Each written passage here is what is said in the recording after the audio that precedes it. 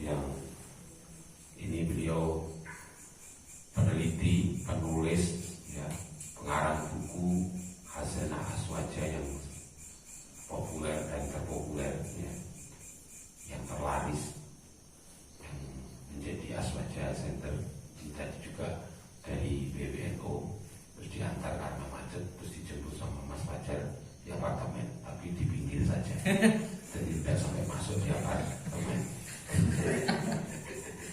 Ya di kelas saya jauh, tapi senengannya buku, makanya beliaunya kan luar biasa, contoh buat jenengan. Dengan hari ini tuh kira-kira baca buku per hari itu berapa buku? Dengan kan menghabiskan berapa WhatsApp.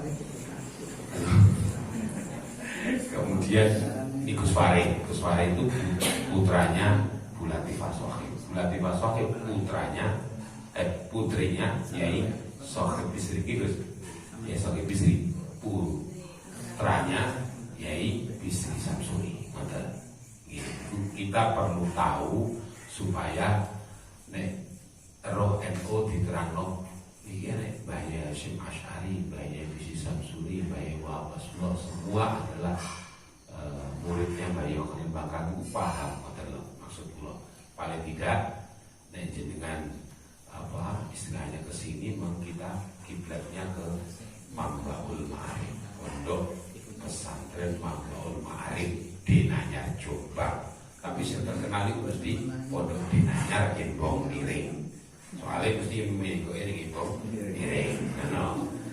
Kono pondok Tebuiren, tapi aslinya bukan pondok Tebuiren. Nah ini pasti bukan Tebuiren. Insya Allah As-Safiyah atau apa begitu. Terus kemudian juga misalnya pondok Darul Ulum niku Peterongan, gitu. Atau demikian Joyo Grek kan jadi nggak terkenal. Ya, cuma kayak ini namanya. Nah ini saya ini dari pondok Mama itu Mambaul Ma'arif, bukan kok bakso Mama itu. Nah bakso Mama ini Jombang bukan bakso Mambaul Ma'arif, bukan. Baik, karena waktu kita ya, tapi nyuwun sabare panjenengan karena ilmu ini khusus nanti temanya adalah kaitannya dengan amaliyah maupun wirid yang diamalkan, yang diajarkan oleh beliau Hadratus Syekh Yai Haji Bisri Samsuri kepada santri-santrinya yang sampai sekarang namanya pujian itu tidak diganti sama sekali, dan itu selalu istiqomah. La ilaha illa anta subhanaka inni kuntu minadz dzalimin. Itu pujiannya itu kan beda dengan anak-anak generasi sekarang. Kalau pujiannya dirubah-rubah, kadang sampai kemudian pegang ini kayak karo gini-gini barang Allahumma sholli kan. Tapi kalau di pondok dinanya kan ya cuma itu, walaupun toh nggak enak suaranya nggak apa-apa, tapi tetap pokok pujiannya harus itu. Inilah dinanya begitu. Nah makanya tak dengan sampai Pak Rabi, Pak Rabi sampai hamil, gitu. Terus dua anak, pulau masih sampai lali, pondok yang dinanya Jombang. Masalah ini ku sak, apa istilah ini ku ibaratnya wong niku terkenal sampean, sampai nyebut dinanya ini juga yang dredeg wong, minimal yang dredeg wong. Sampean pondoknya itu dinanya, unik mak dijak. Padahal sing ngomong dinanya ra iso apa-apa. Kayaknya udah leres itu. Tapi barokah. Baik, untuk kali ini saya persilakan Gus Yusuf Suharto untuk mengantarkan paling tidak wirid dan amaliyah Mbah Bisri itu secara khusus, itu disampaikan secara inti. Nanti kalau ada yang bertanya kan lebih enak untuk dialogis kan begitu. Terima kasih yang dari Batu bersandatan yang takmir Masjid An-Nur, ya, Gus An. Jadi Masjid An-Nur tak usah repot-repot yang di takmir ini, oke? Nah, terus Gus Najib, ya, Reneo, pabrik rokok Reneo. Pun monggo Gus Yusuf Suharto. Gus Farid, sampeyan mboten nyambut belas kok. Iku padha ngeprank ya. Nggih kantun kalih ya Abdurrahman sambung sinambung. Kabeh panjenengan ingkang mriki santai mawon Gus nggih mboten napa. Soalnya besok beliaunya juga harus tampil di masjid pundi MWC Kepung Kediri. Jadi nanti subuh dikawal sama teman-teman Ikapmam Komisariat Malang. Kayaknya tugasnya di ya. Dengan Mas Ashabul Kahfi. Sing turune 350 tahun. Saya wis melek terus jadi ketua Ikapmam. Ikapmam. Insyaallah ini baru. Assalamualaikum warahmatullahi wabarakatuh. Alhamdulillahirabbil alamin wassalatu wassalamu ala asyrofil anbiya'i wal mursalin wa ala alihi washabihi wa man tabi'ahum ila yaumiddin amma ba'd. Kepada yang hormat Al-Mukarram Kiai Zainal, pengasuh pesantren Luhur Bekasane. Oh iya. Ngalah bakal Luhur Bekasane. Kepada Kiai Abdurrahman, murid langsung dari Kiai Isri, kepada Gus Farid, zuriat dari beliau, ada Kiai Wiyanto, kemudian ada Mas Sunan, Ustadz Sunan, kepada para sahabat, para adik-adik, alumni ya. Alumni dan sekitarnya. Jadi sebenarnya maksud saya ketika dihubungi oleh Pak Yai Zainal itu, saya itu sebenarnya ingin juga kulaan. Jadi saya itu kemana-mana itu kulaan. Ketika ada acara kajian di Tulungagung, saya juga kulaan kepanggil muridnya Mbak Isri. Kemudian beliau menyampaikan wirid-wirid Mbak Isri. Itu monggo nanti saya kan nggak hafal ya, bukan ahli wirid saya itu sebenarnya. Jadi monggo aja dicek Amalia Kiai Sansuri di NU Online Jombang, itu yang beliau itu. Jadi kalau mendalangi satu-satu udah hafal. Nah, tetapi memang begini, mohon maaf, sebenarnya akhir Juni itu bukunya sudah selesai. Tapi saya tanya, ternyata baru hari ini tadi bukunya baru selesai. Tetapi posisi tidak bisa diambil karena saya harus lekas ke Surabaya. Mestinya siang ini tadi. Kok dihalang kok belum? Itu maknanya berarti saya harus sini lagi. Iya. Silaturahim buat timah aja ya. Buat timah. Iya. Jadi saya ceritakan contoh begini ya. Nun Sewu ada Gus Farid ya.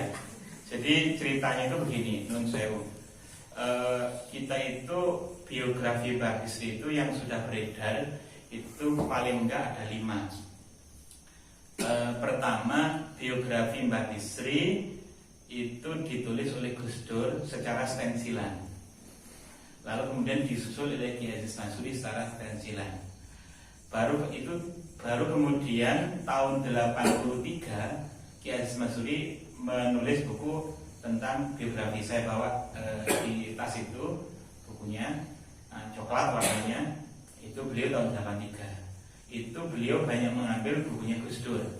Yang kemudian bukunya Gus Dur itu diterbitkan ulang oleh Al-Amanah tahun 89. Itu buku kedua. Buku 3 dikarang oleh Mas Hilmi, putranya Mbak Tajab. Tahu Mbak Tajab ya anak-anak? Mbak Tajab itu ya ponaknya Mbak Isri. Itu Mas Hilmi itu skripsinya di UNER itu tentang Mbak Isri. Bukunya itu putih, dibedah di PBNU ketika itu. Dibedah PBNU. Kemudian yang keempat karya Kiai Haji Abdul Salam Shohib yang ketika dibedah di PWNU itu warnanya hijau. Kemudian setelah dari bedah PWNU itu diberi pengantar diberi yang rawuh kan Kiai Mustafa Bisri. Nah kemudian sambutan Kiai Mustafa Bisri itu dijadikan epilog dari buku itu menjadi buku kuning. Sudah tahu? Tapi ada PDF-nya Pak, bisa nanti saya sampaikan ke beliau. Bisa PDF-nya. Itu enggak paham dari silang itu artinya. Ya pokoknya yang belum wujudnya sing enak lho. Terus pokoknya biasa gitu lah.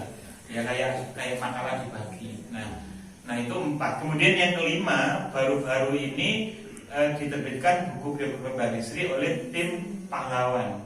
Ketika kita mengajukan Mbak Bisri sebagai pahlawan, itu buku kelima. Nah, berangkat dari buku-buku itu kita itu kemudian ini melihat bahwa buku-buku ini memang buku yang sangat penting, tetapi pada umumnya berbicara Mbak Bisri secara makro. Tidak bicara misalnya Mbak Bisri itu wiridnya seperti apa. Nah, terus saya itu terus penasaran gitu kan. Tadi disampaikan oleh Kiai Zainal tentang wirid yang mengiringi sholat itu. Nah, ternyata alhamdulillah dapat akses di samping bertemu dengan beberapa murid Mbak Bisri di Gresik, kemudian di Tulungagung, kemudian ada alumni di Nanyar yang secara khusus menulis itu, namanya Ustaz Farhan. Dia sering komunikasi, dia saling ada data, limpah data begitu. Nah, beberapa hari yang lalu kami diajak pengurus ke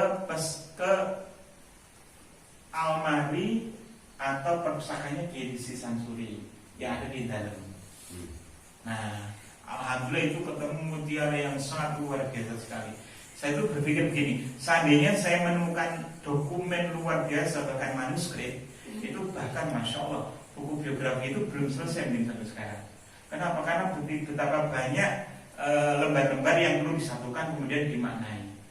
Dan saya udah izin ke Salam untuk mengakses itu. Tetapi memang belum saya sebar karena banyak hal. Contoh wiridnya Mbak Bisri itu apa? Ini buat Gus Fari penting ini. Jadi dokumennya banyak sekali Gus. Contoh adalah wirid Mbak Bisri ketika menghadapi supaya menang pemilihan umum. Itu ada. Sudah saya aturkan ke Kiai.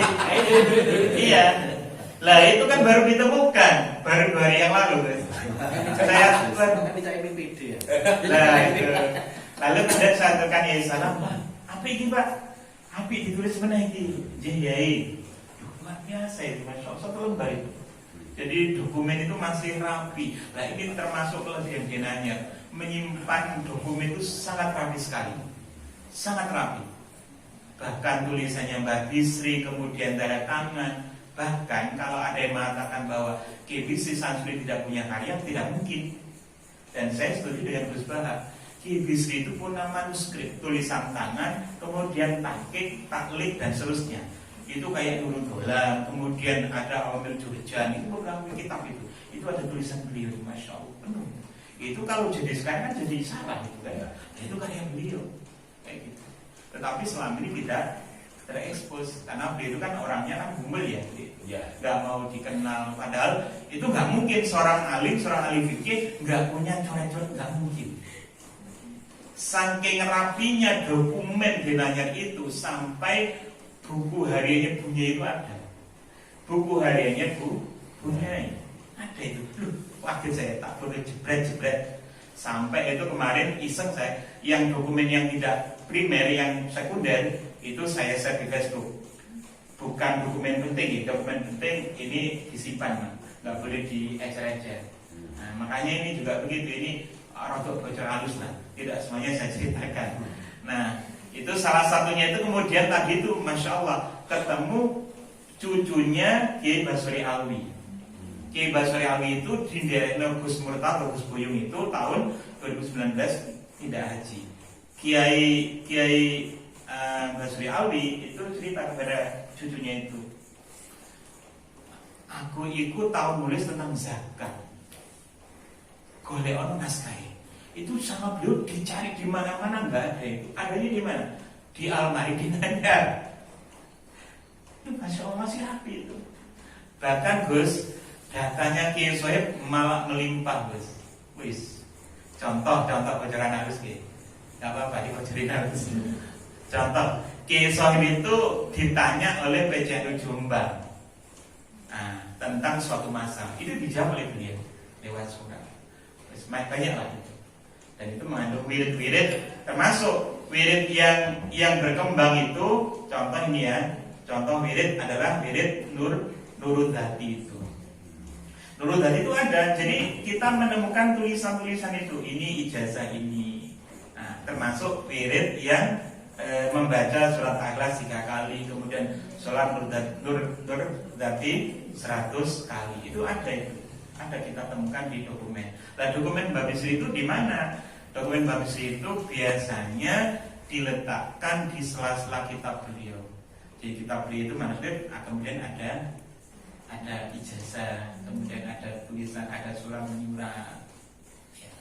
Bahkan misalnya kita menjadi jelas Kiai Bisri itu haji pada tahun 75 itu berdasar surat dari Kiai Haji Ahmad Siddiq. Ketika itu adalah anggota RMI. Beliau dari Jember nyurati Mbak Bisri. Itu beliau mengatakan dalam suratnya itu bahwa Mbak Bisri itu Syakban yang kemudian kalau tahunnya itu 1975 itu tidak haji. Nah itu jadi tahu, oh ada fotonya, oh nyambung, oh ini berarti valid bahwa tahun sekian dan sekian Kiai Bisri itu, nah kayak gitu. Ini ngecer dokumen. Nah, seperti itu. Nah untuk wirid, ya memang saya sudah dikasih draftnya ini ya. Saya ini nggak ada ngomong wirid tapi bukan ahli wirid ya, ini masalah. Sebenarnya yang pas itu Kiai Zainal ini itu kan ahli wirid. Kalau nggak ahli wirid nggak mungkin dapat punya alfiah ya. Mungkin. Karena beliau ahli wirid itu kan subuh, itu kan subuh ini. Ada lagi. Alfiah gak katam dirabia ya. Jadi watam dohir batinan ya. Nah itu. Jadi kemudian apa namanya? Masya Allah. Kemudian ada tradisi baik juga dari Luria pesantren di Nanyang itu, kayak Kiai Aziz Masyuri, kemudian kayak Kiai Zaitan itu kadang-kadang di belakang kitab beliau itu disertakan amalia. Disertakan amalia misalnya di kitab Kiai Zaitan itu ada kitab apa namanya amalia supaya kandungannya itu sehat dan seterusnya. Nah ini ada juga, tapi masalahnya saya tidak hafal persis ya, tidak hafal persis. Nah tidak hafal persis sehingga saya secara global mawon. Nah terus kemudian kan ada kerinduan begini. Terus wiridnya Mbah Bisri itu seperti apa? Apa sama dengan yang dituliskan oleh Kiai Sohib, kemudian oleh kiai-kiai berikutnya? Nah, kita kan masih beruntung nih. Ketika itu Kiai Faruk juga murid Kiai Bisri kan masih sugeng ketika itu dan sudah diwawancari. Kemudian Kiai Imam Haromain. Memang ketika zamannya Kiai Sohib itu ada tambahan-tambahan. Beliau ada tambahan membaca beberapa penggalan ayat-ayat itu kan, itu tambahan dari beliau. Nah, kemudian kalau yang kata murid beliau yang di Tulungagung itu Kiai Bisri itu punya wirid khusus ketika menghadapi keadaan-keadaan sulit. Itu wiridnya banyak. Nah itu wiridnya banyak dan kemudian menjadi jelas ketika kita lihat dokumen beliau, misalnya tadi itu tentang pemilihan umum. Jadi yang menarik itu nyebutnya bukan istighosah ya, bukan istighosah tapi sebentar saya saya kepikkan. Biar rotok pantas judulnya wirid nih. Rotok pantas. Ini SMS saya ke Kiai Salam. Nah ini dia. Judulnya apa? Wirid untuk pemenangan rohani anak bulan itu Gus Fari. Judulnya adalah Amalan Ruhani. Capek loh. Judulnya Amalan Ruhani. Ya semacam ini, semacam istighosah tapi model yang ala beliau. Nah, antara lain ini adalah ada istighfar ya, sama seperti istighosah cuma beda. Kemudian ada sholat hajat, kemudian ada subhanallah walhamdulillah wala ilaha illallah wallahu akbar wala haula wala quwata illa billahil aliyil azim. Kemudian ada robbana atina fid dunya hasanah wa fil akhirati hasanah dan seterusnya. Ini 10 kali, nggak terlalu panjang sih Gus. Jadi kayaknya ini penting ini ya untuk 2024 ini. Dalam Oke. Gini. Nah, ini sederhana. Nah, kemudian ya, jadi yang kami lakukan ini bukan sudah titik begitu para derek-derek, tapi masih koma. Makanya mohon dukungannya bahwa kami istiqomah dan diberi kesehatan. Karena ini saya bocorkan rahasia ini juga. Jadi masih ada satu almari yang tutupan, belum dibuka. Nah itu denanya itu luar biasa, santrinya tertib banget nih. Jadi daunnya yai, ojo dibuka ya juga dibuka tenang. Itu padahal masya Allah itu saya yakin isinya itu mutiara yang terpendam. Itu masih tutupan itu, masih tutupan. Itu tinggal buka aja. Nanti selama ini masya Allah dokumen tertib sekali. Contoh misalnya bukunya Gus Dur yang terbit tahun 89. Itu yang gak diutak-atik sama santri, itu sudah diletakkan di dalam. Yang ajaibnya ya, yang uniknya, justru di lemari yang sebelah itu yang kayak apa namanya, yang merusak buku itu rayap semacamnya nih, kutu buku itu malah yang baru-baru itu kena kutu buku, yang lama yang manuskrip dari Kiai Bisri itu selamat. Yang mudah-mudahan dia mau gini tetap selamat nih. Karena kalau tidak diselamatkan itu nanti khawatir kemudian termakan namanya kutu. Jadi model ulama dulu itu kan kitabnya gede-gede, itu kan tulisan tangan itu agak besar itu. Untungnya kemudian saya tanya sama orang yang ahli, ini kertasnya kertas bagus sehingga kemudian tidak mudah lapuk lah. Nah ini kalau tidak di kopi itu masya Allah. Makanya kemudian berpikir apa penting untuk mengundang filolog ya. Kan ada teknologi itu scan tanpa scan itu langsung jebret gitu kan. Nggak usah diinikan, tapi langsung foto jauh jebret jadi. Itu luar biasa itu. Itu saya kira 5 tahun aja belum selesai itu saya. Untuk menjadikan kemudian dari kitab beliau itu menjadi kitab syarah. Itu terus siapa yang ngerjakan? Nah ya saya berharap kalian ini, karena memang ya contoh ada seorang mahasiswa S3 dari Jerman itu datang ke rumah saya, loh Mbak kok datang ke saya itu gimana? Ya Pak itu sumbernya itu katanya itu saya harus ke sampean gitu. Oh saya nggak tahu apa-apa, dia ke rumah minta data-data tentang punya Khadijah. Terus saya nggak tahu data itu ya saya kira ada di pesantren plus terutama di perpustakaan di Aziz. Jadi dokumen ini itu saya yang kemudian yang keluar Mahkamah Agung yang kedua. boleh jadi ada di saya kira satu dua.